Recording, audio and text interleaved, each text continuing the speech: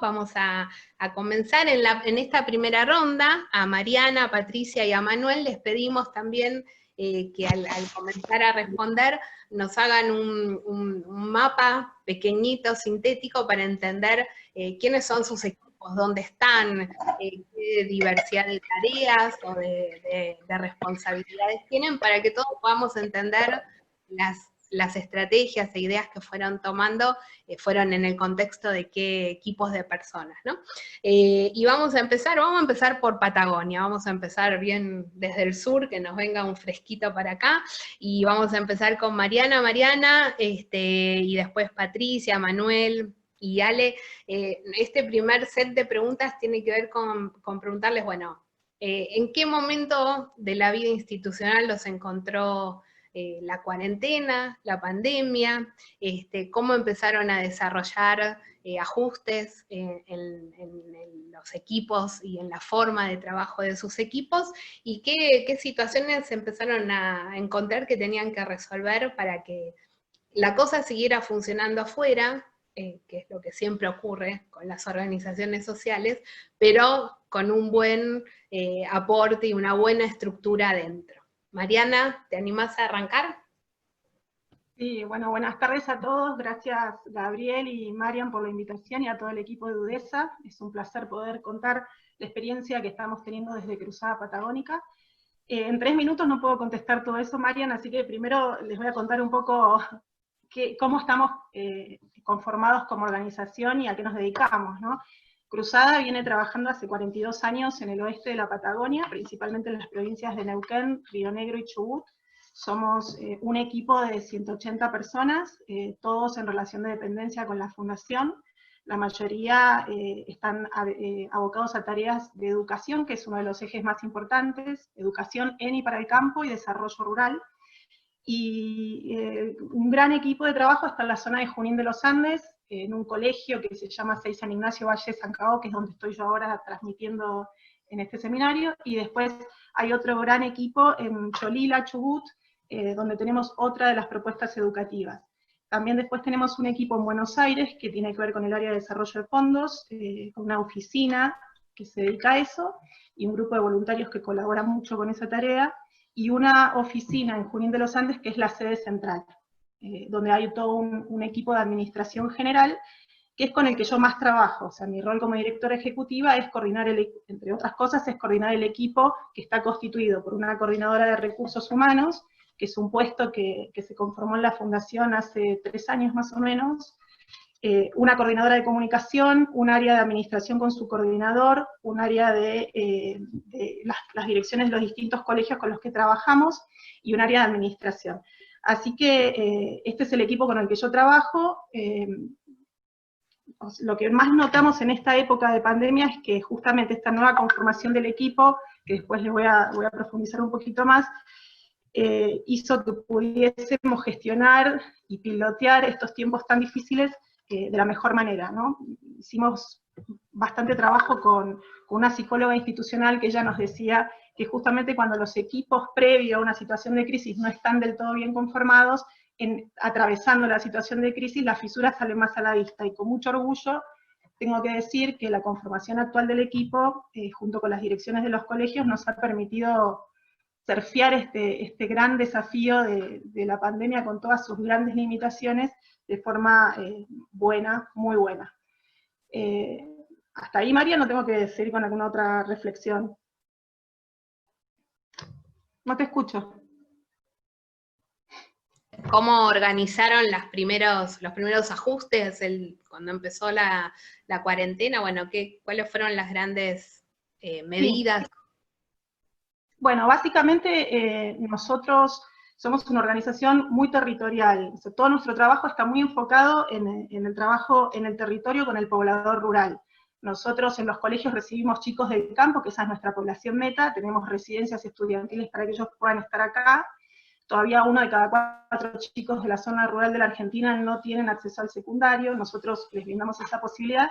Y después también el poblador rural, porque nuestra misión es acompañar el desarrollo integral de los pobladores rurales del oeste de la Patagonia. Entonces somos una organización que nuestra esencia de trabajo y nuestra tarea está en el campo. Y bueno, y al no ser una actividad esencial, no pudimos salir más, no nos pudimos subir a las camionetas para que el técnico de desarrollo vaya a hacer tareas al campo, los chicos que están en los parajes rurales no han podido venir a nuestros colegios, nuestros docentes no han podido venir tampoco al aula o a la parte técnica, porque son colegios agrotécnicos, entonces sostener la cuestión pedagógica no es nada fácil, porque no es dar historia virtual, sino que también hay materias productivas, como, no sé, el tema de los forrajes, o producción de ovinos, producción de cerdos, no se pueden llevar a cabo desde la virtualidad, entonces fue un enorme desafío, y quizás una de las angustias institucionales más fuertes en todo este tiempo fue justamente siendo una organización que le pone mucho el cuerpo físicamente, al no poder salir, al no poder subirnos a las camionetas para recorrer los parajes, al no poder recibir a los chicos de campo,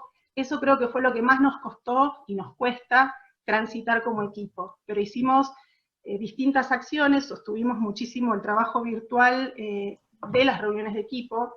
Ya al tener una oficina en Buenos Aires, gente en Cholila, Chubut, gente en Neuquén, algunos en Río Negro, de por sí ya teníamos un ejercicio de la gestión administrativa de la virtualidad. O sea, ya usábamos Zoom, ya nos juntábamos, pero el trabajo en terreno, o sea, la dimensión del trabajo en terreno es la que más sufrió esta angustia de no poder llevar la tarea de la misión adelante, por lo menos como estábamos acostumbrados, y nos llevó un gran esfuerzo a todos los que formamos parte de la institución a adaptarnos a nuevas formas de trabajo, con todas las angustias que eso nos puede generar a nosotros como personas con una alta vocación de servicio y muy comprometidos con la tarea. Hemos llegado a reflexionar si nuestra misión, sin poder salir a territorio, no corría riesgo. Entonces, bueno, en ese marco de reflexión, al inicio de la pandemia, convocamos una psicóloga institucional para que nos ayudara como equipo directivo a reflexionar el sentir, o sea, no la gestión, porque la gestión iba por otro lado, pero sí lo que nos provocaba, los sentimientos encontrados y las angustias que nos provocaba el no poder salir a territorio como estamos acostumbrados o recibir a los chicos del campo, no poder llegar con la propuesta educativa a los chicos que están bien en el medio de la Patagonia. Entonces, desde ahí buscar alternativas de solución y alternativas de sanidad institucional, como lo mencionó la coordinadora de comunicación nuestra, buscamos como una solución de salud institucional para poder atravesar este periodo de crisis de la mejor manera posible. Hubo un enorme esfuerzo por parte de los equipos directivos de los colegios, que con gran orgullo lo digo, han hecho un trabajo increíble, pero bueno, en el fondo tanto los directores de los colegios como el equipo directivo general de la Fundación teníamos estos espacios de reflexión de cómo nos sentíamos, qué nos provocaba la pandemia y todo este cambio de forma de trabajo y de no poder poner el cuerpo. Creo que la frase que más nos impactó a nosotros en todo este momento es: no podemos poner el cuerpo como siempre lo pusimos en 42 años. Bueno, ¿qué hacemos? Y ahí quedamos reflexionando. Hasta acá digo estas cosas, después si querés avanzamos con las otras. Bárbaro, vamos entonces a invitarla a Patricia Kahane de SEDACA. Patri, si querés contarnos, bueno, cómo están conformados los equipos de SEDACA y cómo fue el switch a esta nueva realidad, a esta nueva situación.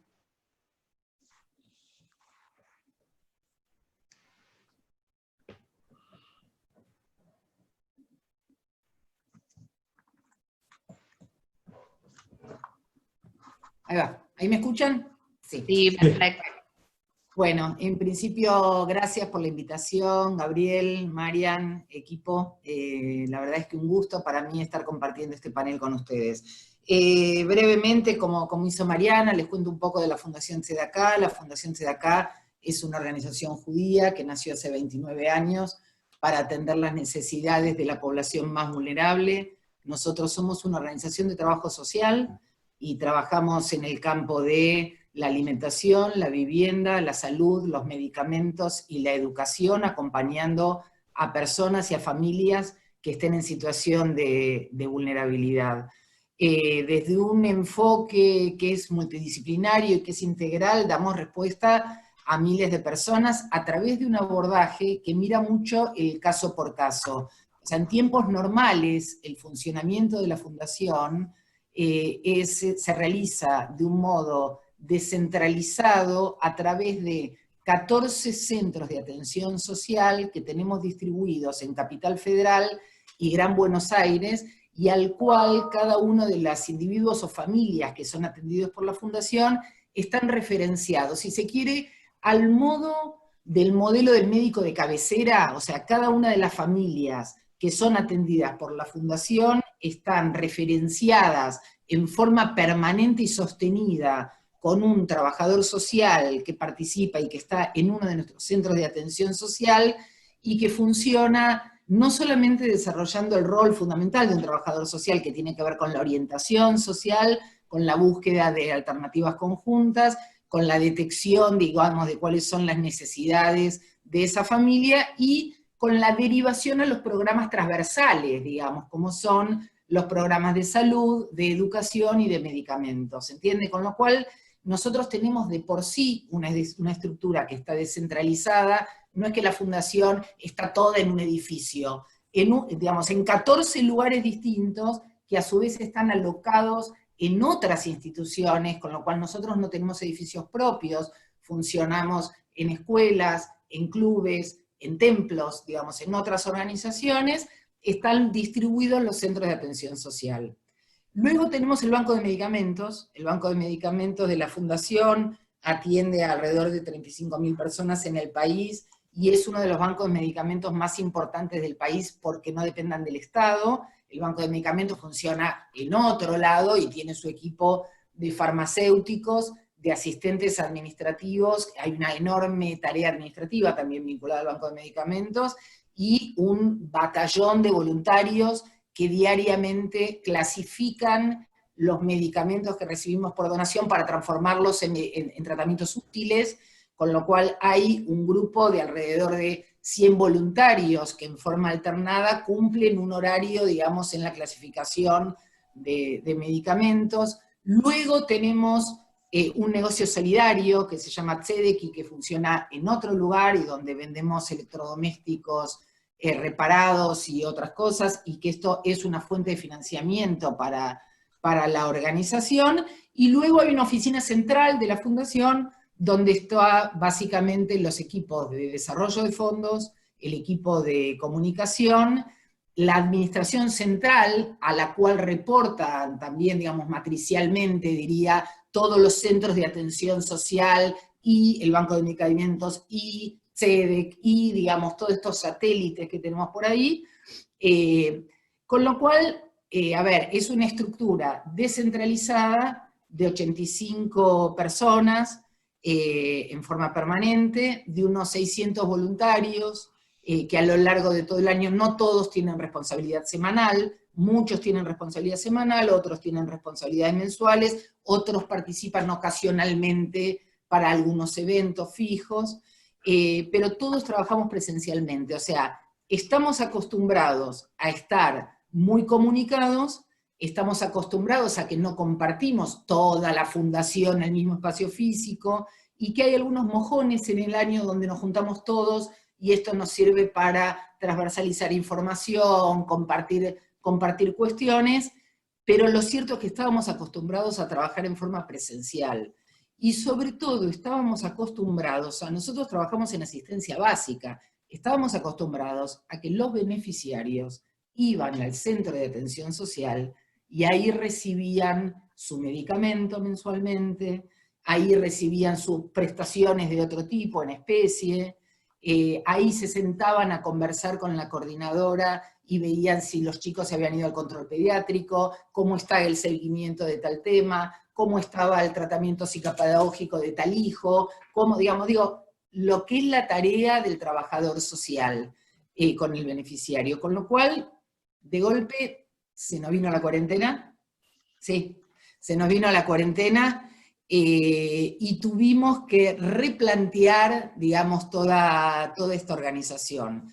Una parte de nuestra organización siguió trabajando, el Banco de Medicamentos es tarea esencial, con lo cual en ningún momento dejó de trabajar en forma presencial, si bien nos reorganizamos en términos de rotación de equipos para que no estén todos al mismo tiempo trabajando, y también lo que hicimos fue empezar a preparar pedidos bimensuales para intentar achicar la cantidad de tiempo que luego, digamos, los farmacéuticos tienen que estar en el banco preparando los pedidos.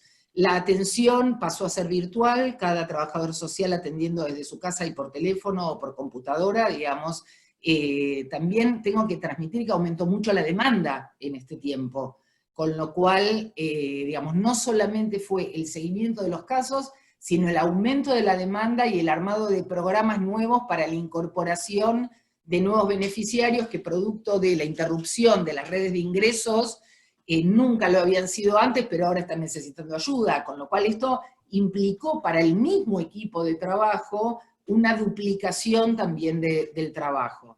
Por otro lado, tuvimos que hacer algo que no habíamos hecho nunca, y es distribución domiciliaria. O sea, esos miles de medicamentos que antes los beneficiarios iban a buscar al centro de atención social, tuvimos que ponernos a aprender a cómo se reparte, con lo cual creamos una suerte de centro de almacenamiento y distribución en el centro de atención social, que está mejor ubicado geográficamente, y entonces desde ahí confluyen y de ahí salen, digamos, tanto la repartija de medicamentos como de pañales, como de frazadas, como de lo que sea necesario. Y por otro lado, y también de dinero para cantidad de gente que no está bancarizada. Y por otro lado, la verdad es que un desarrollo muy creativo por parte de los equipos para intentar garantizar que, sobre todo en los programas educativos, en familias como las que nosotros atendemos, que ni de lejos tienen una computadora por hijo, sino que quizás con suerte hay una computadora en la casa, el tema de mandar la tarea a través del mejor celular que haya en la familia, o de garantizar la no interrupción de un tratamiento psicopedagógico de un niño, también a partir de un celular. Con lo cual, francamente, tengo que decir que el equipo está laburando muchísimo, con un altísimo nivel de compromiso, e intentando sostener, digamos, ¿no?, con todo este esfuerzo, una tarea que de ninguna manera no solamente no puede interrumpirse, sino que se ha visto incrementada. Hoy no es el caso de hablar de las problemáticas sociales, pero las problemáticas sociales están muy agravadas. Con lo cual esto obviamente impacta sobre los equipos de trabajo que les toca, digamos, hacer algo con esto, ¿no? Listo, seguimos después. Buenísimo, bueno, un primer muy buen panorama en 2 organizaciones. Vamos a la tercera. Manuel Jaramillo, ¿estás por ahí? Hola, Mariana. Nos dirás desde dónde, porque tu paisaje nos trae ahí en el fondo un poco de naturaleza, cosa que esperábamos de alguien de vida silvestre, obviamente. Y la pregunta entonces para vos, Manuel, también, ¿cómo están constituidos los equipos de vida silvestre y cuáles fueron los primeros aprendizajes, ajustes que tuvieron que ponerse a hacer teniendo en cuenta el trabajo que hacen y quiénes son ustedes? Bueno, muchas gracias, Mariana, por la invitación y a Udesa en particular. Es un placer y es un orgullo poder compartir este tiempo con ustedes, con los expositores y con los participantes, ¿no? Así que muy agradecido. Bueno, en realidad lo que les traje fue algo de lo que muchos anhelamos en este espacio en el cual estamos encerrados y confinados, ¿no? Unos recuerdos de ese tiempo en el cual podemos estar más en los lugares que nos gustan.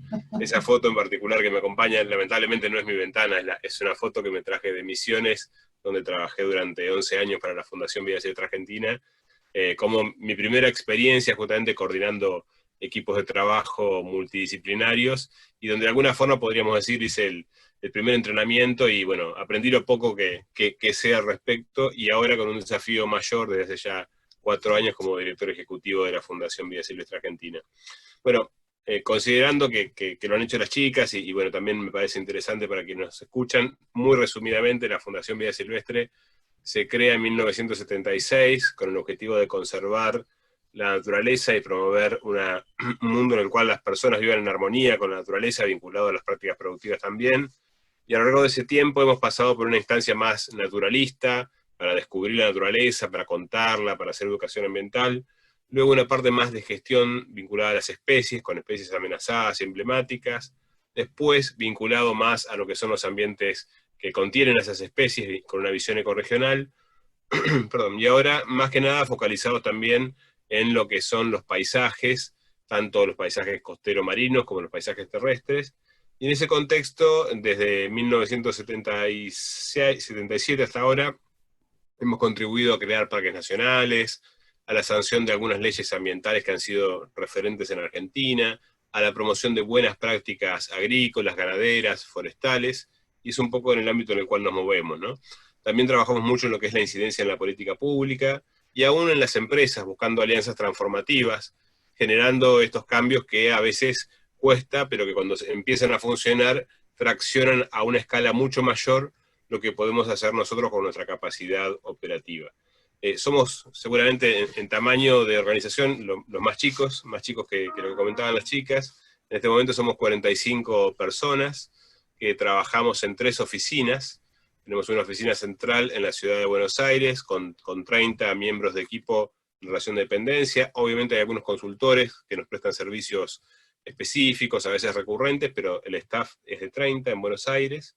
Hay 4 personas en la oficina de Mar del Plata, donde coordinamos el programa marino, y 6 personas en la oficina de Puerto Iguazú, de donde se coordina el paisaje el programa de paisajes terrestres, que llamamos ahora, antes era el programa de selva misionera.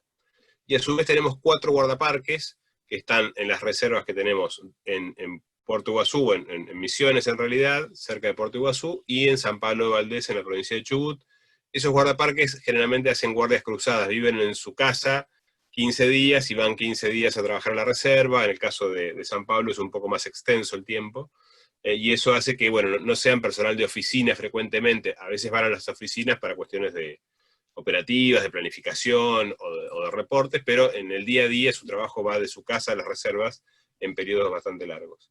En ese marco, y un poco siguiendo lo que nos preguntabas, para hacer la configuración de cómo estamos en lo personal, porque si hay algo que estamos aprendiendo en este contexto es que lo que antes era un atributo profesional, que era dejar la casa en la casa y el trabajo en el trabajo, ¿no? Antes, yo me acuerdo de un tiempo de decir, alguien que tiene inteligencia emocional puede llegar al trabajo y dejar los problemas de su casa en su casa, y cuando vuelve a su casa dejar los problemas del trabajo en el trabajo, y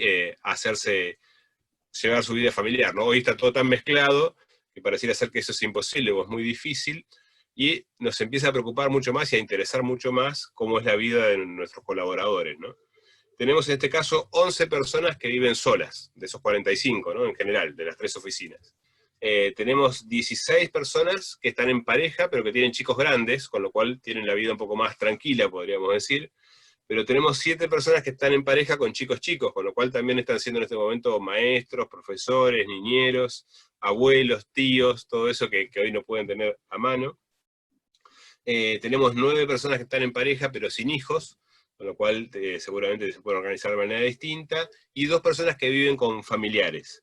También hay 6 personas del equipo colaborador que tiene a cargo sus padres grandes, algunos de ellos enfermos o en situación de riesgo, lo cual les implica también una situación de estrés y de mucha presión que se suma obviamente al estrés laboral.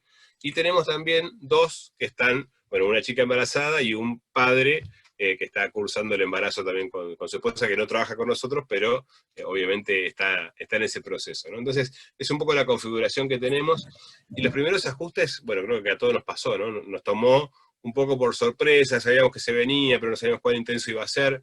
Algo que compartimos con Patricia, bueno, Patricia es la presidenta del comité ejecutivo de RACI, nosotros formamos parte de la RACI, la Red Argentina de Cooperación Internacional, y eso nos vino muy bien porque justamente en una reunión de consejo previa estuvimos analizando cuál iba a ser el protocolo para seguir trabajando en este contexto. Yo me acuerdo que volví a la oficina desesperado, compren alcohol en gel, limpiemos los picaportes, pongamos un cartel de lavarse las manos, empecemos a organizarnos para asegurar que nadie se contagie, que nadie lleve la enfermedad a su casa, y eso duró creo que 3 días, porque al fin de semana, cuando empezó el proceso de que primero suspendieron las clases y luego vino el aislamiento social preventivo obligatorio, automáticamente nosotros, de hecho, ya al suspender las clases dimos home office a las personas, ¿no? Pero afortunadamente lo que habíamos hecho era también un relevamiento para ver cuáles eran las necesidades que tenía cada uno de nuestros miembros del equipo para poder hacer el trabajo desde su casa. Hicimos una planilla donde dijimos, bueno, ¿qué necesitas desde el punto de vista de infraestructura, de equipamiento, de conectividad? Lo bueno es que las necesidades fueron muy bajas y básicamente no tuvimos grandes problemas para cubrir, excepto, bueno, comprar alguna notebook o solucionar algún problema de conectividad. Y bueno, funcionó muy bien, fue una especie de forzada. Nosotros teníamos un sistema en el cual, de acuerdo al rango en el cual uno estaba en la estructura organizacional, tenía posibilidad de hacer home office, y un poco, bueno, ahora eso se niveló para todos. Y también lo otro, sí, el tiempo institucional en el cual nos encuentra con un plan estratégico 2018-2025, que implicaba un cambio fuerte en la estructura, en el organigrama funcional y el cual estábamos implementando. Esto que te comentaba, el programa Selva Paranaense pasó a ser un programa de paisajes terrestres con mayor amplitud, y eso nos hizo que haya gente nueva. En este contexto también incluimos 2 colaboradores nuevos que entraron en plena pandemia, y una tercera que empezó a trabajar el 9 de marzo y ya el 16 entramos en este sistema, ¿no? Entonces tenemos 3 personas que están, que son, bueno, poco menos del 10%, el 8% del equipo, que está iniciando ahora con este sistema, lo cual también es innovador. Así que bueno, con eso un poco resumo la situación del equipo en este momento. Bueno, Bueno, muy bien. Bueno, pasamos a Ale, sí. Ale, bárbaro, ¿qué bueno. escuchaste? ¿Qué escuchaste Bien. acá? ¿Qué escuchaste en otros lugares por donde Está vos buenísimo. estás? A ver, ¿Otros sumes? está buenísimo. Yo creo que lo interesante de todo esto que hemos escuchado hasta el momento, en Mariana, en Patri, en Manuel, me parece que dieron como un panorama de lo que pasa en la mayoría de las organizaciones. Y ellos puntualizaron algunos de los aspectos que me parece todos tenemos que prestar atención. Primero, nadie estaba preparado para esto. Esto vino de sorpresa y no había ninguna organización, pequeña, mediano, grande, nacional, multinacional, con fines de lucro, sin fines de lucro, nadie se esperaba, en ningún plan de negocios estaba preparado para lo que es el COVID-19. El segundo tema que me parece que tocaron, que no es menor, es que no todo se puede hacer a través de home office. Hoy decimos con total y absoluta naturalidad, bueno, home office, primero no todo el mundo tiene la infraestructura, segundo la conectividad es compleja en Argentina, en Latinoamérica en general, y en Argentina en particular, es cara, lenta y se corta cuando querés. Y obviamente no todos tienen en su casa las condiciones requeridas como para poder trabajar de esta manera. El otro aspecto que me parece que es no menor es cuando empezamos a combinar los diferentes planos en un solo espacio. Nosotros teníamos bien diferenciado el plano laboral, el plano social, el plano personal, el plano familiar y el plano íntimo. Hoy los 3 planos están en un solo lugar que a veces no tienen las condiciones ni siquiera para uno de todos ellos. El otro aspecto que me parece que señalaban es que empiezan a emerger nuevas necesidades y nuevas oportunidades de inserción de las organizaciones sin fines de lucro donde pueden contribuir en muchas cosas que no estaban presentes previamente. El otro aspecto que aparece tanto en organizaciones con fines de lucro como sin fines de lucro, que este tiempo de pandemia genera mayor cantidad de trabajo y mayor estrés en todas las personas que participamos del ecosistema. Y esto tiene que ver porque al trabajo tradicional tenemos la presión de la tecnología si funciona o no funciona, la presión de las cuestiones de la casa, las cuestiones de ocuparse de los niños, de los adultos mayores, de planchar, limpiar el baño o hacer la comida, digamos, que antes muchas veces estaba como distribuida esta tarea y hoy se concentra.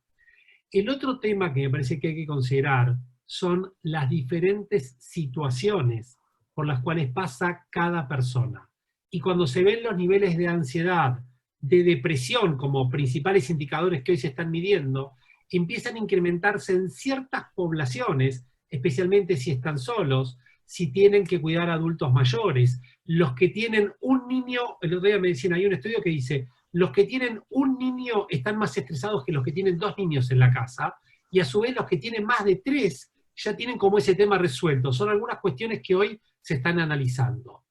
Y el otro tema, que me parece que es no menor que lo señalaron, es que hasta hace 6 meses, todos nosotros hablamos de la palabra protocolo, como una cuestión del protocolo parecía de las fiestas o de ceremonial. Y hoy todos, en todas las organizaciones, incorporamos protocolos. Me parece que es una muy buena introducción para la que vamos a hablar y los temas que vienen ahora, Marian. Buenísimo.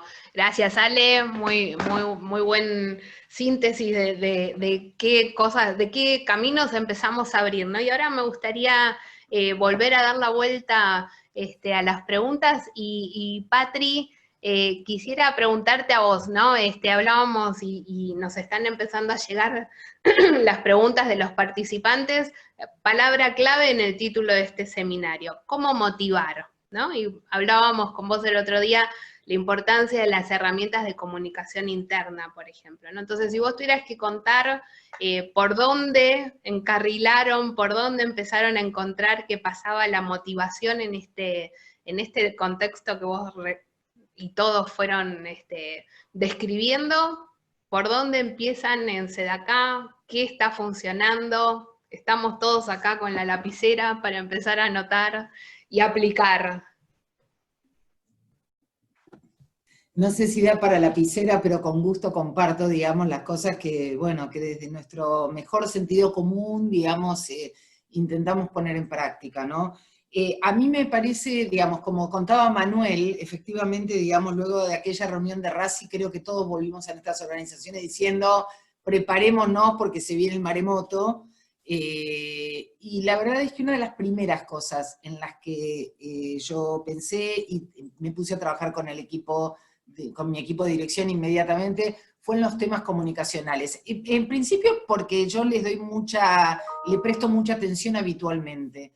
Y porque me parece que el ejercicio que había que hacer era, a ver, pongámonos en situación de imaginarnos, cada uno de nosotros trabajando en sus casas. No nos vamos a cruzar casualmente en ningún lado. Con lo cual, lo que no decidamos decir no será dicho. ¿Se entiende? O sea, no hay ninguna posibilidad, digamos, salvo que nos comuniquemos telepáticamente, y no nos daba el tiempo para enseñar telepatía, entonces tenía que quedar claro que había que instrumentar los canales de comunicación explícitos y manifiestos, porque por otro lado, estando cada uno en su casa, hay una completa relativización de todo lo que son los canales analógicos de comunicación, con lo cual, no habiendo cruce casual, y no habiendo analógico, digamos, no habiendo posibilidad de leer todo eso que matiza, que sazona, que tiene que ver con la gestualidad, con el cuerpo, con cómo lo digo, y qué sé yo, entonces más vale que nos esforcemos mucho en que no demos nada por obvio. Todo lo que tengo que decir, lo tengo que decir. Todo lo que quiero que se enteren, lo tengo que comunicar. Y tengo que pensar en qué orden y de qué modo. Con lo cual nosotros instrumentamos desde el día 1 de la cuarentena, que fue un viernes, el 20 de marzo, algunas cuestiones. La primera es, en todos los equipos de trabajo, reuniones diarias de equipo. 15 minutos, 10 minutos, pero el día comienza a la mañana con una pequeña reunión de equipo. Yo insisto que nosotros trabajamos sobre necesidades básicas, con lo cual todo el equipo estaba hasta acá de trabajo, teniendo que recibir llamado de gente, digamos, preocupada, digamos, y teniendo que resolver situaciones. Con lo cual, todos los equipos a la mañana, reunión breve, los equipos de recaudación, los equipos de asistencia social, los equipos de comunicación, yo con el equipo de dirección conmigo, reuniones breves, pero para ver cómo estamos, hay alguna novedad, qué pasó de nuevo, qué incendio hay que apagar, a qué nos vamos a dedicar hoy, a quién hay que hablar por teléfono, digamos, todo esto diariamente. La segunda cuestión es, yo implementé ese mismo viernes un mail que lo llamé SEDACA en cuarentena, que en realidad son 2 mails, uno al equipo completo de la fundación y otro a mi comisión directiva. Digamos, yo todos los viernes, cuando lo empecé a hacer, pensé que iba a haber SEDACA en cuarentena 1, 2, 3, 4.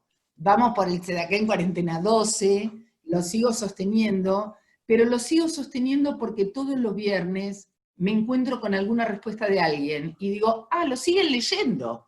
La verdad es que ese mail tiene un único objetivo y es mantener la foto grande. O sea, que la gente no pierda sentido, digamos, porque hay algo que es muy difícil, como decía Ale recién, hay algo que es muy difícil desde la casa y donde uno está solicitado en 1000 tareas simultáneas, digamos, y que antes por ahí no sucedían todos al mismo tiempo y en el mismo espacio. Entonces me parece que es muy importante la cosa de la preservación del sentido. Entonces es un mail muy coloquial, donde yo les cuento cada viernes qué es lo que tuvo de notoria esa semana, en el área asistencial o en el área de recaudación. Si no hay nada particular para contar, porque ya entramos en una especie de nueva normalidad, entonces, ¿en qué le voy a contar todas las semanas? ¿Cómo estamos atendiendo? Ya se lo saben de memoria.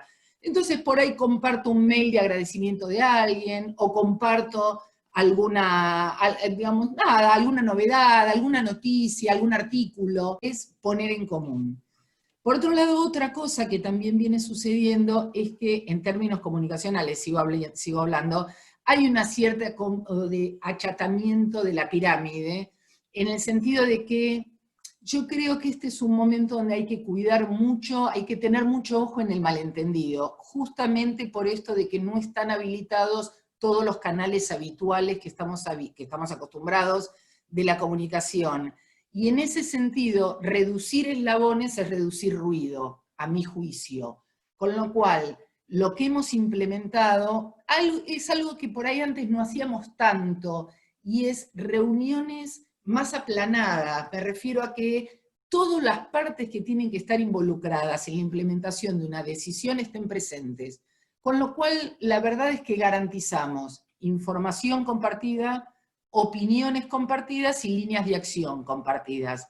Si esto lo vamos a mantener post cuarentena, no lo sé, pero está resultando interesante, sobre todo para todas aquellas situaciones que nos están demandando algún cambio en el modo de hacer habitual de las cosas. Y la última cuestión que quiero decir es lo siguiente. A mí me parece que estamos en un momento de agendas ameba, ¿no? Donde todo pareciera que se desdibuja y los límites están muy corridos, y son las 11 de la noche y uno sigue respondiendo mails, y sobre todo durante los primeros, un primer mes y medio, fueron de una demanda terrible, donde no hubo fin de semana, no terminaba el día nunca. Entonces a mí me parece que en estos contextos, donde las distinciones habituales de la vida, como decía Ale, ¿no? Entre lo público y lo privado, el trabajo y el descanso, está tan desdibujado, y donde al mismo tiempo la gente tiene una exigencia permanente de conexión, y hay una mirada puesta en la conexión, yo creo que una responsabilidad nuestra cuando conducimos equipos es cuidar la desconexión. Y esto es un ejemplo que se da desde arriba para abajo. La verdad es que yo más de una vez, porque esto nos debe pasar a todos, supongo, son las 11:30 de la noche, estoy ya por dormirme y me acuerdo de un tema. Y la verdad es que tengo el celular al lado y podría mandar un mail. Y estoy disciplinada a no hacerlo, porque un mail mío entrando en el celular de otro a las 11 de la noche es de algún modo vivido quizás como una exigencia de respuesta. Y la verdad es que la gente tiene derecho a estar desconectada en algún momento, tiene derecho a no recibir mails míos a las 11 de la noche en un contexto donde estamos todo el tiempo en una especie de loop de conexión. Me parece que esto es cuidar a los equipos, digamos, y cuidar un poco también la salud mental de los equipos. Por ahora, esto. Gracias, Patri. Fuiste ahí respondiendo justo varias preguntas de los participantes, y voy con la misma pregunta, Manuel, a Vida Silvestre. ¿Cómo fueron encontrando las formas para mantenerse motivados, para ir sorteando dificultades, para no perder el rumbo? Estas incorporaciones en pandemia que vos comentabas, ¿cómo se le construye la cultura organizacional a una persona a través de una pantalla con cuadraditos? Bien, realmente es todo un desafío, y aparte es un desafío para el cual creo que no hemos estado del todo preparados, ¿no? Estamos ensayando y aprendiendo y quizás equivocándonos y corrigiendo. Desde lo personal, bueno, yo tengo que reconocer, yo soy ingeniero forestal, lo más cerca que tuve de la administración de recursos humanos era un librito de muy pocas páginas, en una materia llamada administración en general, y que tenía una componente que era la motivación en el trabajo, que afortunadamente fue la bolilla que elegí para desarrollar en el examen final, porque me gustaba, ¿no? Antes de eso también soy maestro mayor de obra, con lo cual también la parte esa más de las habilidades comunicacionales y demás están un poco diluidas. Y eso hace justamente, también que voy a cerrar la puerta, porque lo que pasa siempre en nuestras casas, tenemos presencia de gente y hay que mantener el silencio. Bueno, quizás hay alguna especie silvestre que sabe que es la casa del director y pasa por ahí también, ¿por qué no? Entonces, bueno, lo que te decía, ¿no? O sea, la fortuna, lo bueno, es que nosotros trabajamos mucho a nivel de equipo directivo. Tenemos 3 departamentos, en realidad 4, pero hay uno que no tiene director hace tiempo, que es administración y finanzas, conservación y comunicación. Y yo creo que justamente la ventaja que tenemos es que estamos muy conectados, muy articulados y somos muy complementarios. Entonces justamente por ahí los perfiles que tenemos nos permiten ver la pintura de vida silvestre de una manera más completa. Y acá justamente yo creo que para motivar a las personas, primero hay que conocerlas. Y es imposible motivar a las personas si no las conoces, porque no podés aplicar una receta común para todos. O sea, cada uno tiene cosas que hacen que realmente uno se motive, se interese, o no. Y de hecho, a mí eso me pasó cuando empecé a trabajar en vida silvestre. Yo vengo, como te decía, de esa historia profesional y familiar en la cual si alguien no me llamaba la atención es porque las cosas estaban bien, pero hay otras personas que vienen de una cultura en la cual siempre se les está reconociendo, comentando, acompañando, y eso hay que entenderlo justamente cuando tenemos un rol directivo, de empezar a leer lo que las personas necesitan para sentirse empoderadas, para sentirse entusiasmadas. Y una ventaja central que tenemos en las organizaciones de la sociedad civil es que yo creo que la gran parte, la gran mayoría de nuestros colaboradores no trabaja con nosotros solo porque es un trabajo, trabaja porque ya la misión lo motiva, o la motiva, ¿no? Entonces, ahí hay que focalizar, ¿no? En cuáles son del abanico general que tienen nuestras organizaciones, que ofrecen a sus colaboradores, cuáles son aquellos puntos que más motivan a cada uno. Y obviamente buscar que sus tareas sean un buen mix para que más allá de hacer su labor y completar sus objetivos, sientan que cuando terminan el mes reciben algo mucho más importante que su sueldo, que es justamente el cumplimiento de esa aspiración, de esa motivación y esa pasión.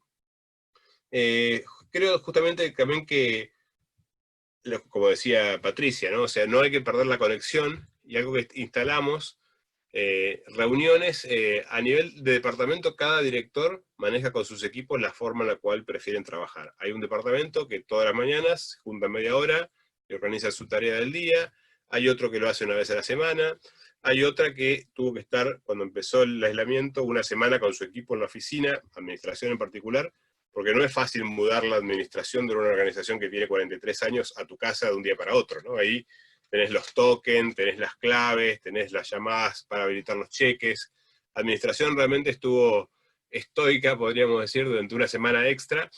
Una semana que quizás fuera de mayor incertidumbre, no sé cómo lo vivieron ustedes, pero en mi casa, por ejemplo, los primeros 15 días fuimos al supermercado, nos compramos todo y nos quedamos. Yo creo que estuvimos por lo menos 10 días que no salimos ni a buscar pan, obviamente, de mi casa, porque parecía ser que venía la nada de la historia sin fin. Bueno, para los que son muy viejos quizás lo recuerdan la película, ¿no?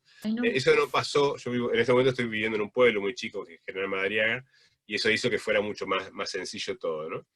Pero en ese sentido, lo que sí establecimos fueron reuniones de directores 2 veces por semana. Generalmente hacíamos las reuniones de directores semana por medio, o sea, bastante más distanciadas, porque tenemos mucho vínculo por WhatsApp y por teléfono, y estamos muy atentos a todo lo que son los temas personales. Le pedimos a una colaboradora nuestra, la secretaria, que también esté específicamente disponible para tener registro de cualquier eventualidad que ocurriera con la salud de las personas o de sus familiares, preparándonos también para lo que podría llegar a ser la vuelta, ¿no? Poder tener este mapa epidemiológico, podríamos decir, del equipo disponible, y aparte poder darles contención y asistencia. Una de las cosas que también hicimos fue, cada 15 días, una reunión de todos, de los 45. La ventaja que tiene este sistemita de las pantallitas es que se conoció gente que nunca se hubiera conocido, que hubiera llevado muchísimo tiempo que se conociera, hasta tanto, si la vida hubiera sido la normal, ¿no? Porque, como bien decías, 2 personas nuevas que ingresaron en el último mes tuvieron la posibilidad de conocer a personas que hace 35 años o más que trabajan en la Fundación Vida Silvestre, que están trabajando en Chubut, o que están trabajando en Misiones, que quizás hubieran pasado 1 año o 2 hasta que se conocieran personalmente, entre comillas, o virtualmente. Y eso me parece que fue enriquecedor. Y también lo que ocurrió es que eso que parecía que podía llegar a durar 15 días, 20, algunos decían un mes, otros 45, se empezó a estirar, y obviamente empezaron a aparecer problemas que no fueron previstos, ¿no? El primero que yo siempre digo es el síndrome de la mecha corta. O sea, esto que nos pasa de que no podemos separar lo personal de lo laboral. Hay días en los cuales alguien te responde de una forma que jamás te hubiera respondido si hubiera estado en otro contexto, y por ahí tiene que ver con que tuvo que retar a su hijo o a su hija porque es otra cosa, o porque tuvo una discusión con la pareja, o porque se siente solo y angustiado o angustiada.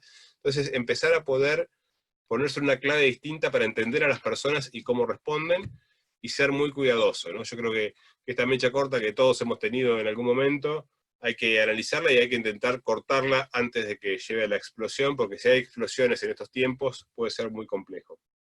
Creo que con eso más o menos tengo un repaso de lo que estamos haciendo. Perdón, como esto se estiró también, nuestra presidente ha sido muy activa en el seguimiento de la evolución de nuestro equipo, y a sugerencia de ella, y también lo habíamos conversado con el equipo directivo, estamos ahora iniciando un proceso con una consultoría externa que nos está permitiendo trabajar a niveles de grupos para poder ir un poquito más a fondo acerca de lo que personalmente por ahí esté pasando cada uno, y cómo esa afectación o esa vinculación con lo personal puede estar generando algún tipo de ruido hacia lo organizacional, y es un tema que estamos iniciando ahora en esta semana, así que bueno, quizás en otra oportunidad les pueda contar algún detalle más fino al respecto. Vos cuando decís consultoría es un acompañamiento de una psicóloga institucional, ¿verdad? Sí, no es una psicóloga, pero es una persona que trabaja en recursos humanos, y básicamente podríamos decir que es una actividad de team building, pero vinculada más con la parte emotiva, podríamos decir, y con lo afectivo, que con lo técnico, o con lo programático, o con esto, y más tecnocrático, diría yo, ¿no? Perfecto. Muy bien. Marian, vamos a la Patagonia. Patagonia y sus representantes en Capital, que estoy viendo algunos acá conectados. ¿Qué instrumentaron? Si tuvieras que decir, ¿qué encontraron en el espacio de la motivación? ¿Cómo reconectaron desde ahí frente a esta angustia institucional que vos traías al principio, ¿no? De imposibilidad de salir a hacer lo que se hacía antes de la forma original, ¿no? ¿Cómo encuentran inspiración, energía para seguir en este nuevo espacio, en este nuevo tiempo? Bueno, ahora voy a ir a ese punto, pero quería mencionar algo que me parece significativo, por lo menos en la forma de nuestro trabajo, que nosotros un tiempito antes de la pandemia tuvimos como la mirada estratégica de incorporar el área de recursos humanos, cosa que no teníamos en tantos años de la institución, y siendo un equipo grande, somos 180 personas, esta incorporación de la coordinación de recursos humanos fue fundamental, y se vio, los pingos se ven en la cancha, como decimos siempre acá, y en este contexto de pandemia tuvo un rol protagónico. También el año pasado hicimos una división en lo que era el área de comunicación, que estaba bajo la órbita del área de desarrollo institucional, un poco más por las tareas de comunicación de desarrollo de fondos, y tuvimos la mirada estratégica de dividir el área de comunicación de la de desarrollo de fondos en dos partes separadas, porque la cuestión que veíamos era que la comunicación tenía que trabajarse en forma integral. Y recuerdo que cuando empezó la pandemia, le dije a la coordinadora de comunicación, que creo que está por ahí escuchando, Victoria, digo, Vicky, en este contexto de crisis, la comunicación tiene que estar al pie del cañón, y es lo que más una de las cosas que más vamos a tener que ejercitar. Entonces, la verdad que se hizo un trabajo muy intenso, creo que también está Dani Zacayán por ahí, y se lanzó, por ejemplo, una herramienta de comunicación interna que lo habían hecho los fundadores al inicio, a manuscrito, era un boletín que se llamaba Cuy Cuy, que quiere decir puente en mapuche, y en plena pandemia lanzamos esa herramienta de comunicación interna, donde cada persona de diferentes partes de la organización contaba y relataba cómo estaba trabajando, y eso se sostuvo y se sigue sosteniendo con una periodicidad quincenal. Después también las redes y los boletines súper activos, ¿no? Y este desafío en cuanto a comunicación interna, de hacerle ver a nuestros donantes, a nuestra comunidad con la que siempre trabajamos, que la misión sigue en pie a pesar de las dificultades, y como decía Patricia, porque dijo, en este contexto las brechas y las problemáticas sociales se profundizan. O sea, nuestra población meta, que es el poblador rural, no está mejor en pandemia que antes de la pandemia, está peor, porque no podemos llegar, porque no podemos sostener la cuestión educativa con la misma, digamos, de la misma forma que lo hacíamos antes. Hemos tenido que salir a pleno territorio, por ahí la vía Julieta también, que fue una de las que salió a repartir cuadernillos al medio de la estepa, al medio de las comunidades mapuche, gente de nuestro consejo de administración hizo lo mismo. O sea, la problemática social se profundiza, y el desafío de la comunicación es poder explicarle a nuestros públicos externos que en este momento tenemos que redoblar el esfuerzo, ¿no? Entonces también hubo un trabajo muy intenso desde la comunicación en ese sentido.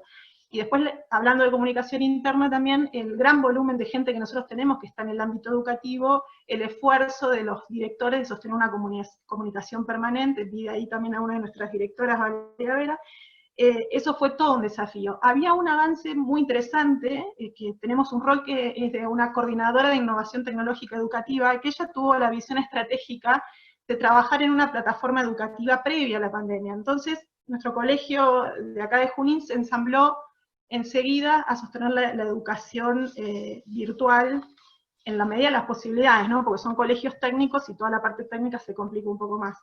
Pero eso fue, digamos, una pegada estratégica que fue previa a la pandemia.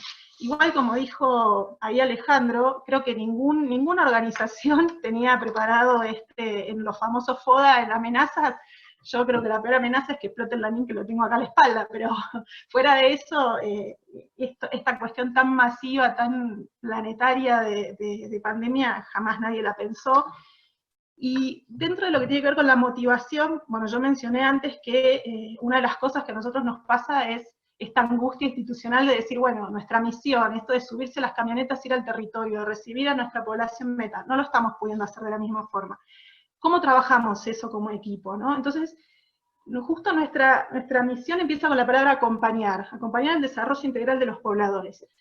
Nosotros, frente a esta angustia, lo primero que hicimos, también recomendado por el Consejo de Administración y por la Dirección Ejecutiva, fue trabajar con una psicóloga institucional con la que empezamos a trabajar, ya veníamos trabajando, pero al inicio de la pandemia le pedimos a ella que hiciéramos una serie de encuentros para lograr algún tipo de transformación del equipo, de estos sentimientos de angustia, en algo positivo, una transformación en la gestión durante la pandemia. Tuvimos una serie de encuentros y fueron riquísimos. Entonces, esta palabra tan poderosa nuestra en la misión, que es acompañar, la transformamos un poquito en acompañarnos, nosotros como equipo, ¿no? Permitirnos este momento de reflexión para poder transitar juntos estos sentimientos que nos genera todo este entorno de tanta incertidumbre.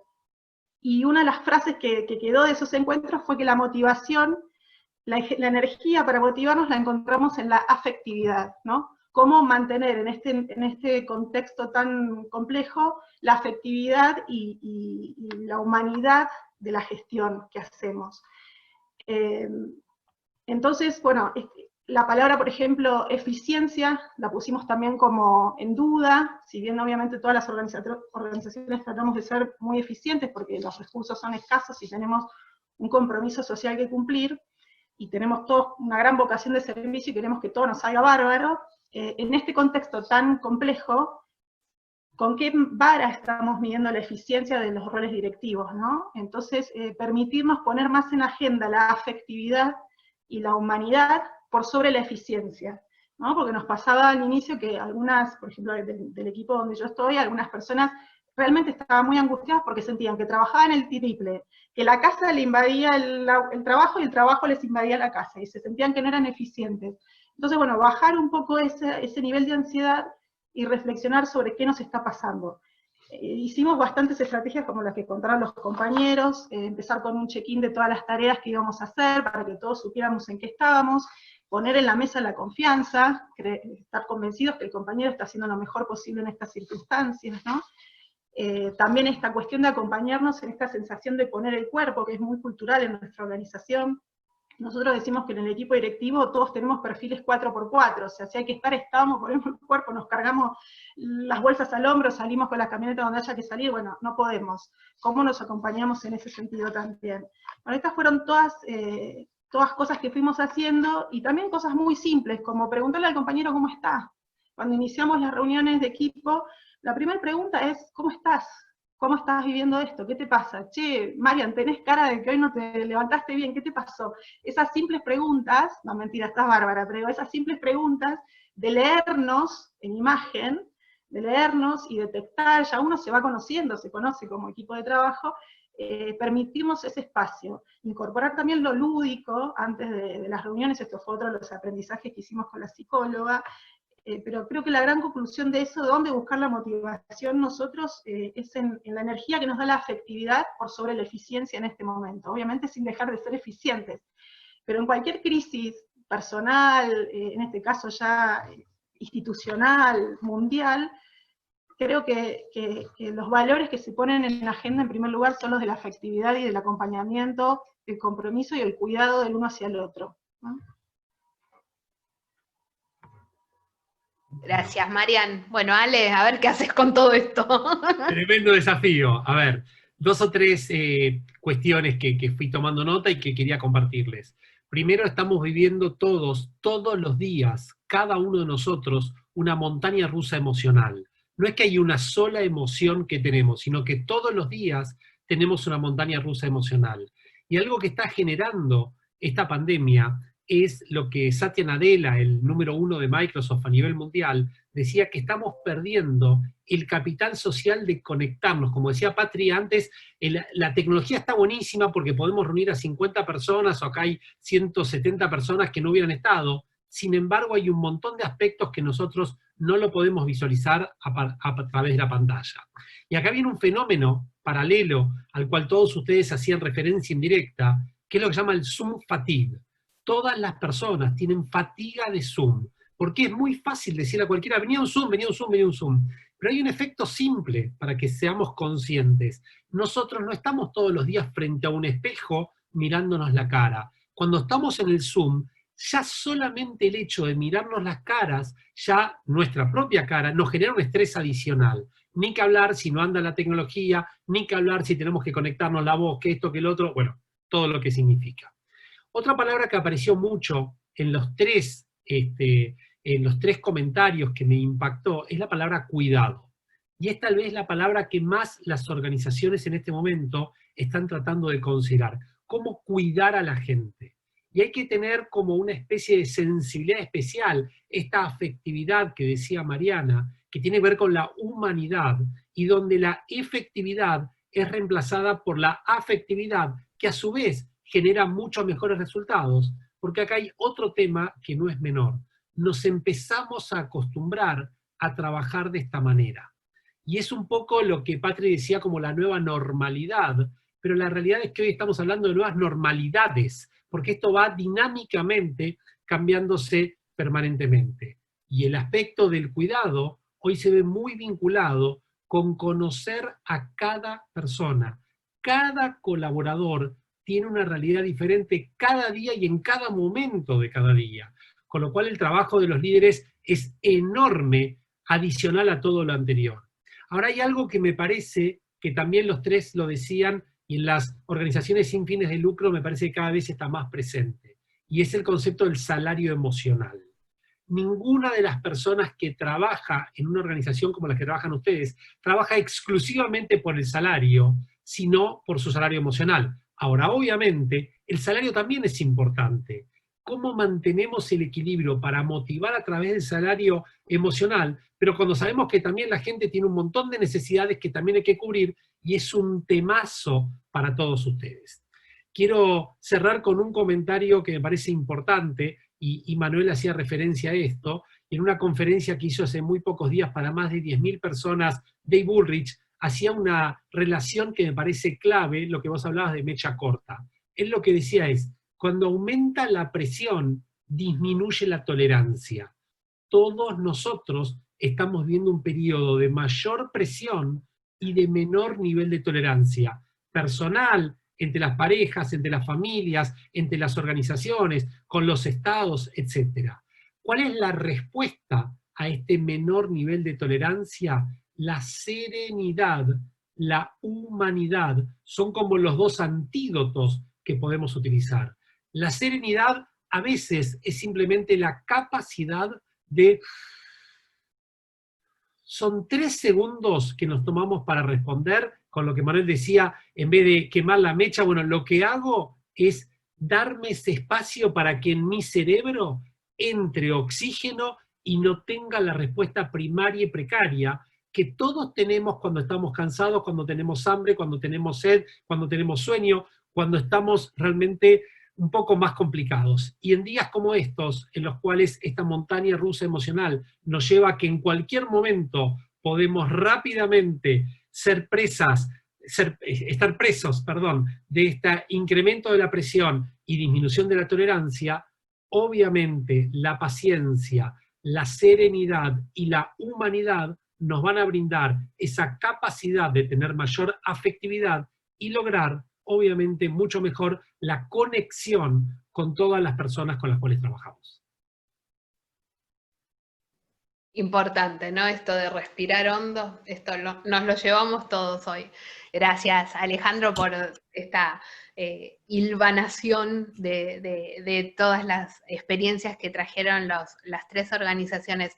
Hacemos nuestra última ronda de preguntas. La pregunta obviamente tiene que ver con darle oxígeno, ¿no?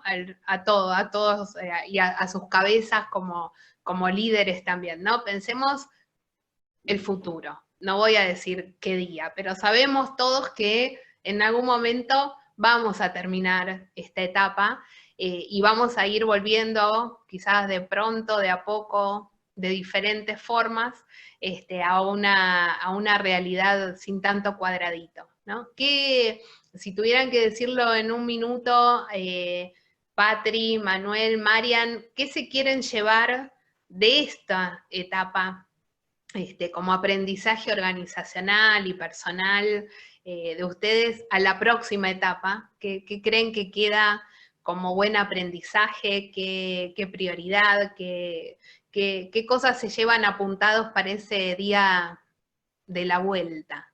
¿No? ¿Querés, Patri, arrancar? Bueno, dale. A ver,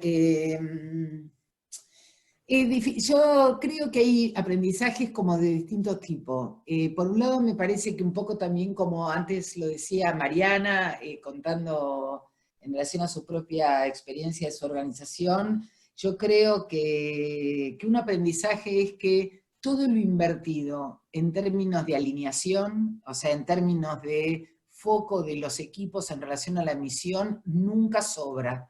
Y en los momentos de crisis, funciona, digamos, como la argamasa, como la amalgama, como aquello que le da consistencia, digamos, y para mí esto ha sido un enorme aprendizaje que creo que nos llevamos todos, cuando también volvamos al trabajo presencial. La otra cosa, y a fuerza de parecer una propaganda de Nike, parece que nada es imposible.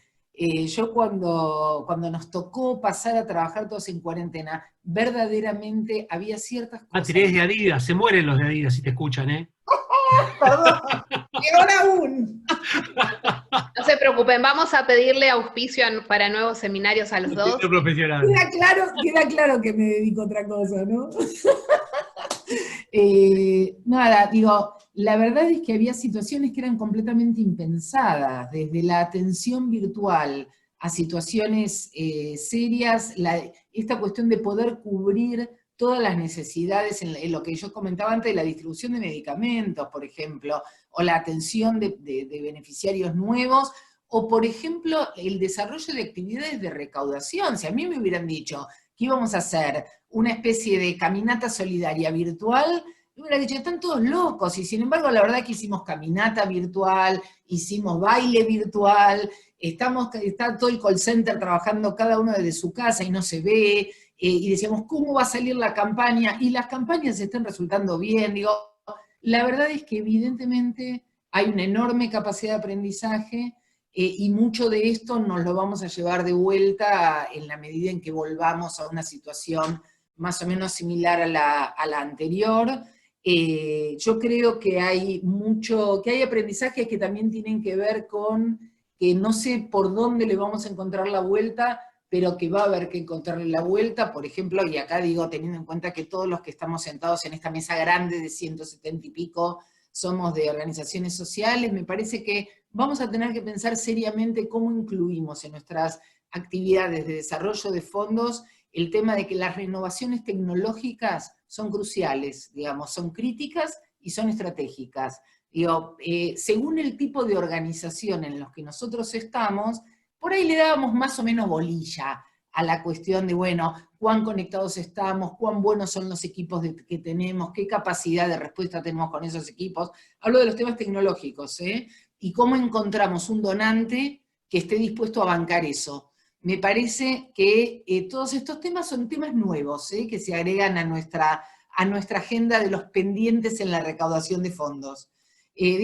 Con lo cual yo creo que hay aprendizaje en todos los órdenes, digamos, pero fundamentalmente creo que el aprendizaje fundamental es, digamos, que hay cosas que pensábamos que eran imposibles y sin embargo no lo son, y aún así hay tareas que de verdad es mejor que sean presenciales.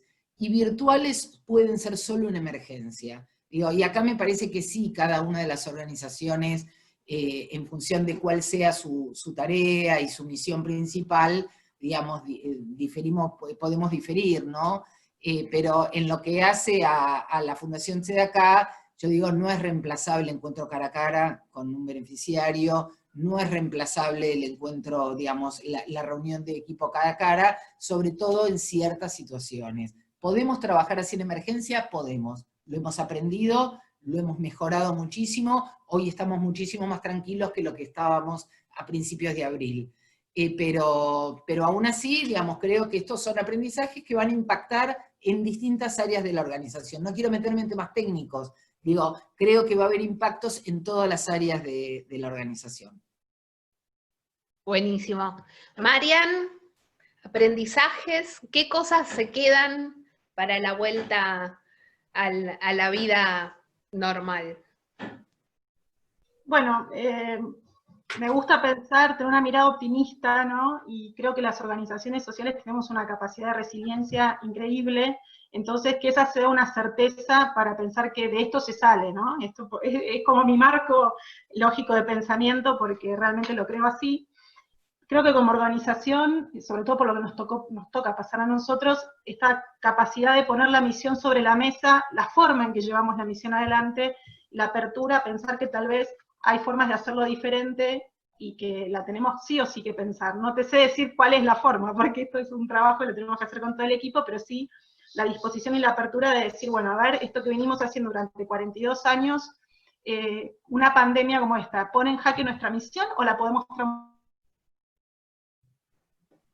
transformar la forma de llevarla adelante de alguna otra manera? Eso es algo que lo vamos a seguir directivos en un marco de alta confianza y con gran capacidad de adaptación, ¿no? Reafirmo este perfil 4x4 que nosotros pretendemos de nuestro equipo directivo, porque es esta conformación basada en confianza y capacidad de adaptación es la que nos está permitiendo sortear, obviamente ha habido problemas, no es que fue todo de rosa, pero nos ha permitido y nos está permitiendo sortear toda esta gran incertidumbre con la certeza de que hay un trabajo en equipo sólido.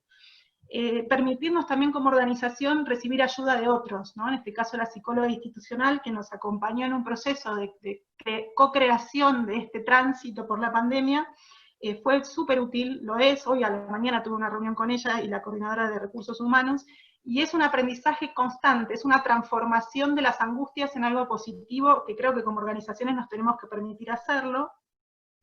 Después esta cuestión de la comunicación como un factor fundamental en un contexto de crisis, como un vehículo constructor de algunas certezas, ¿no? Esto, explicarle al afuera que nosotros seguimos haciendo una tarea importante, que en crisis, en pandemia se profundizan las brechas de las problemáticas sociales, eso también me parece muy importante, y lo que más me llevo yo en todo este tiempo es esta cuestión de poner, que todos lo tenemos, pero se ve que la vorágine del trabajo en los equipos directivos de todas las organizaciones es tan alta que uno lo va dejando, la eficiencia está ahí arriba, y después todo lo que es valores, como por ejemplo la tolerancia, la escucha, la empatía, el acompañarnos, la humanidad, eso va quedando como algo que se supone que está siempre. Bueno, pero yo creo que en contextos así de altas crisis es lo primero que tiene que estar, después viene el otro. Y eso es un aprendizaje que como equipo nosotros lo charlamos mucho, y decimos ojalá esto que estuvimos aprendiendo ahora no se pierda cuando volvamos a la tarea habitual o a la forma de trabajo habitual. Después también esta noción de que la virtualidad, de alguna forma, o la semi-virtualidad, se está instalando. Entonces, ¿cómo adaptamos toda nuestra estructura de gestión y todo nuestro trabajo con la población meta a cierto entorno de virtualidad? Nosotros lo veníamos haciendo, pero bueno, ahora nos damos cuenta que no nos queda otra que realmente ponerlo como tema de agenda y pensar en ese cómo, ¿no? A mí particularmente me cuesta, realmente el mayor esfuerzo, en mi caso, es pensar cómo llegamos a una población meta que está en el medio del campo si no podemos llegar, porque en el medio del campo no hay conectividad, o sea, tenés que ir sí o sí físicamente.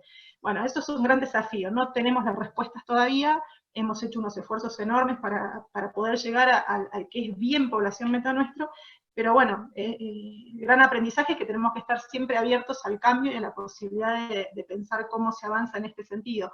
Y después también permitirnos desmitificar como factores culturales establecidos en la institución. Bueno, ¿qué es poner el cuerpo? Nosotros decimos siempre que ponemos el cuerpo, nos inmolamos por la obra, bueno, ¿hasta dónde? ¿Qué es poner el cuerpo? ¿Estar 8, 10 horas, 15 en el terreno, o estar 8 horas atrás de la computadora, o estar Maca en Buenos Aires gestionando donantes? La sensación nuestra es que siempre poner el cuerpo es estar acá, físicamente, en el frío, en la nieve, y bueno, nada, hay que volver a pensar eso y permitirnos sentir que la apuesta de cuerpo y alma digamos, en pos de una misión institucional merece también ser repensada, porque hay distintos roles, hay distintas formas, y todas son igual de valiosas, ¿no? Bueno, todas esas son reflexiones que hemos hecho, no son reflexiones mías, sino que son reflexiones que hemos hecho en el marco del equipo directivo, y bueno, las queremos compartir. Buenísimo. Manuel, ¿qué te llevas para el día después de esta situación? Bueno, primero me llevo una expectativa muy fuerte de que realmente tengamos un día después, ¿no? Yo creo que durante un tiempo, día com, y eso es algo que hemos venido también escuchando en varias disertaciones de gente que trabaja en salud, es claro que vamos a tener un panorama mínimo de 2 años donde vamos a convivir con esta situación, y esto hay que irlo incorporando, porque si no también nos pasa lo que nos pasó al principio, ¿no? O sea, esta sensación de que llegábamos a los 15 días y otra vez otro periodo de 15 días, parecía una condena perpetua en etapa, ¿no? Y eso creo que hay que aprender a manejarlo, manejar las ansiedades, manejar justamente eso, de la necesidad que tiene cada uno, y ahí vuelvo un poco también a estas individualidades que no podemos desconocer. A todos, y más a los ingenieros, nos gusta poner las cosas en cubitos y pensar que las podemos manejar y llevar a diferentes lugares, y que todo es predecible, y esto claramente nos deja el mensaje que nada es muy predecible, y que en el mundo que estamos creando todo tiende a ser cada vez menos predecible, ¿no? Entonces también tenemos que ser muy flexibles a la hora de la planificación. Tenemos que incorporar muchísimo la escucha activa y el liderazgo emocional como componente fuerte de nuestro día a día en lo que se viene, y aún cuando esto haya pasado, ¿no? Supongamos que dentro de un determinado tiempo llegamos a una situación de que estamos en la normalidad de antes. Bueno, tener en cuenta que esto puede ocurrir en cualquier momento de nuestra evolución como especie, que está alterando bastante la dinámica natural y que favorece de alguna forma estas situaciones.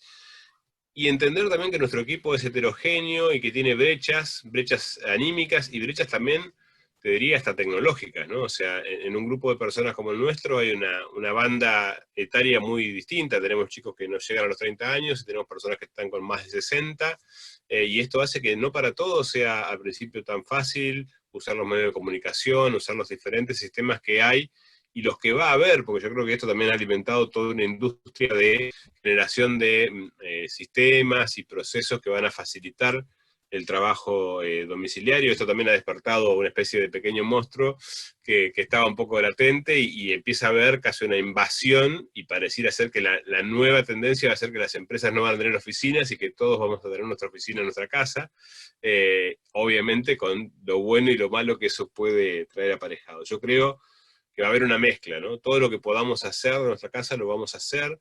Seguramente vamos a incorporar mucho más fuerte el home office en el próximo periodo, aún cuando volvamos a una normalidad bastante parecida a la anterior. Hay tareas que no podemos cambiar, tenemos reservas naturales, tenemos viveros, plantamos árboles nativos, trabajamos con productores rurales, capacitamos en manejo de ganadería, de agricultura sustentable, y eso hay que estar ahí cara a cara, y sobre todo lo que me preocupa mucho es la seguridad de nuestros colaboradores, pero también de nuestros colaborados, ¿no? O sea, ¿cómo hacemos para no ser nosotros agentes que puedan ser una amenaza a la hora de llegar a poblaciones vulnerables?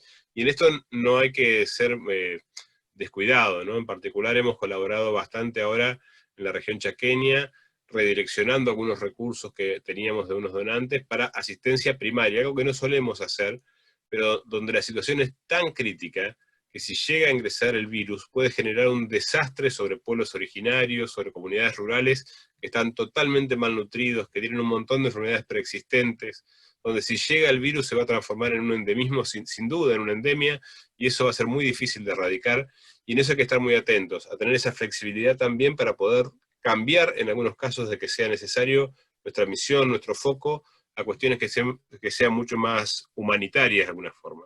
Y ahí tomo un poco lo que decía Ale, obviamente este cambio que se hizo de la efectividad a la afectividad, y me vuelve el ingeniero, me parece que tenemos que trabajar fuerte en la efectividad, no tenemos que perderla, tenemos que potenciarla, y tenemos que usarla como una herramienta para potenciar la efectividad. Me parece que ahí hay que ser bastante hábiles, en el buen sentido de la palabra, ¿no? O sea, como líderes, identificar cómo a través de fortalecer la efectividad, mejoramos la efectividad y le damos continuidad. Y por último, para no extenderme demasiado, creo que a todos nos ha pasado empezar a focalizar y a pensar mucho más en lo que realmente es importante, en lo que realmente nos motiva, nos mueve, en lo que realmente necesitamos, en lo que realmente va a generar un cambio en nuestras vidas y en las vidas de las personas con las cuales queremos colaborar, o de las personas que queremos, ¿no? Y yo creo que a eso apuntamos en mucho de lo que estamos haciendo también en comunicación y en difusión, donde realmente la pregunta ¿es necesario volver a esa normalidad que anhelamos? ¿O realmente tenemos que construir otra normalidad? Y yo creo que eso no solo es para nuestra misión, sino también para nuestros equipos y nuestra forma de funcionar, un poco la reflexión y el pedido, ¿no? Que pensemos realmente la normalidad a la cual queremos volver y la construyamos juntos. Bueno, tenemos ya un buen kit de cosas para llevarnos para pensar. Ale, a partir de estas cosas que las tres organizaciones están aprendiendo en vivo, ¿no? Porque esto no es con el diario del lunes, estamos en el proceso. ¿Qué recomendaciones nos harías para capitalizar esos aprendizajes que seguro son similares o semejantes a los de muchos de los que hoy están en nuestro auditorio, pero cómo no perdemos eso? Porque nos vemos, tenemos que arreglar un cafecito, el cafecito que nunca arreglamos. ¿Cómo de toda esta energía, estas 14 horas delante del Zoom de las primeras semanas, ¿no? Inolvidables para todos, cómo no nos olvidamos los aprendizajes de esta etapa, los sustanciales para la que... A ver, yo diría lo siguiente. Primero, todos nosotros pertenecemos a lo que se denomina la generación C. Somos la generación del coronavirus, del COVID-19, la generación de la cuarentena. Y a todos nosotros, dentro de algún tiempo, nos van a preguntar ¿qué hiciste durante el periodo del coronavirus, del COVID-19, de la cuarentena? Vamos a tener lo que se denomina el AC y DC. Antes del coronavirus, antes de la cuarentena, antes del COVID, después del coronavirus, después del COVID-19, después de la cuarentena. El tema es que ahora estamos en el guión, estamos como en el año 0. Y este es el momento de generar el pasado del futuro. Eso significa que en este momento, cada uno de nosotros estamos creando la nueva historia. Y yo coincido con Manuel, no vamos a volver a la vieja normalidad porque eso ya no existe más. También coincido con muchas de las cosas que dijeron Patri y Mariana. Y creo que lo que tenemos que entender, que la clave en todo esto es generar experiencias significativas, que sean experiencias memorables. Así como a cualquiera de nosotros nos preguntan qué estabas haciendo el 11 de septiembre, o qué estabas haciendo cuando voló la AMIA, o qué estabas haciendo cuando fue el atentado a la embajada, qué estabas haciendo en ese momento, bueno, qué experiencias significativas hacemos ahora. Y entonces ahí quiero volver tal vez a la palabra que conjuga lo que hablaron los tres, y es la palabra propósito. Y propósito significa ¿para qué estamos en el mundo? Y muchas empresas y muchas organizaciones se están dando cuenta que su propósito no tiene significatividad en un momento como este. Y si en un momento como este no tiene significatividad, ¿para qué tenés ese propósito? ¿Para qué existe? Y yo creo que cada vez más las nuevas generaciones van a elegir dónde trabajar. Así como los consumidores van a elegir qué productos comprar, también las personas van a elegir dónde trabajar. Y aquellas organizaciones, sean con fines de lucro, sin fines de lucro, que no tengan una conexión con el propósito significativo que buscan las personas, no van a tener clientes, ni proveedores, ni colaboradores. El otro tema me parece que es clave en todo esto, que nadie sabe lo que va a pasar. Y cuando se habla de pronósticos, en realidad se habla más del pronosticador que del pronóstico. Porque nos dimos cuenta que todos los pronósticos para el 2020 fallaron muchísimo. Es como antes de las elecciones, todos los que dicen cómo van a salir, ¿no es cierto? Entonces acá me parece que es clave el manejo de la expectativa, el trabajar, como dice Edgar Tolle, con vivir el presente, estando presentes en este presente. Y fundamentalmente entendiendo que esta tecnología nos aporta muchísimas soluciones, pero también nos aporta, por un lado, una diversidad tecnológica donde hay gente que tiene mayor o menor predisposición para estas herramientas, pero fundamentalmente, y creo que fue la palabra que recorrió el mensaje de Manu, de Patri y de Mariana, ¿no? La humanidad cada vez es más importante. A mayor desarrollo tecnológico, mayor necesidad de la humanidad. Y acá les doy un ejemplo muy simple de cómo la humanidad puede sesgar un montón de cosas. Una empresa tecnológica enorme a nivel global desarrolló un sistema de inteligencia artificial para seleccionar más rápidamente a su nuevo personal. ¿Qué pasó? Se dieron cuenta que todas las personas que entraban eran hombres. Cuando empezaron a revisar cuál era la razón por la cual sucedía eso, se dieron cuenta que quienes habían programado ese sistema de inteligencia artificial eran hombres con los sesgos de los hombres. ¿Qué significa esto? Cualquier tecnología está diseñada por un ser humano. Y todos ustedes que tienen una misión tan importante en organizaciones de tanto impacto, con tanta gente, creo que son muy conscientes que la tecnología es un habilitador, pero nada sustituye la capacidad de las personas de generar una diferencia significativa. En este momento, para mí, Marian, lo más importante a entender es que el aprendizaje se da como se denomina just in time, just in the context. Tenemos un nuevo modelo de aprendizaje que es aprender en el momento, en este contexto. Estamos aprendiendo un montón, hay que capitalizarlo, porque hoy estamos haciendo el liderazgo del mañana a partir de las experiencias significativas y memorables que generemos hoy. Porque lo que es memorable entra por dos lugares, por la cabeza, pero fundamentalmente por el corazón. Bueno, ¿qué digo después de todo esto? ¿No? Gracias, un gracias enorme, un aplauso silencioso podemos hacer a nuestros expositores, al equipo que estuvo en el back office y también a ustedes, porque como se habrán dado cuenta los que mandaron preguntas, todas sus preguntas fueron respondidas por los expositores en vivo, ¿sí? Sin titubeo. Así que una vez más les agradecemos mucho, sobre todo a los que nos acompañaron a lo largo de todo el ciclo, a Ale Melamed, a Patricia Cana, a Manu Jaramillo, a Mariana Battaglini, ahí que ahora tiene que salir a la nieve, de cerrar la escuela e irse a la casa bajo la nieve. Algunos quisiéramos estar en esa situación, seguramente. Y bueno, nos seguimos viendo. Lo que vamos a hacer ahora, como cierre de este seminario, como hacemos siempre, el equipo del CIS y del posgrado, Lucila, Cami y Laura, gracias por estar ahí.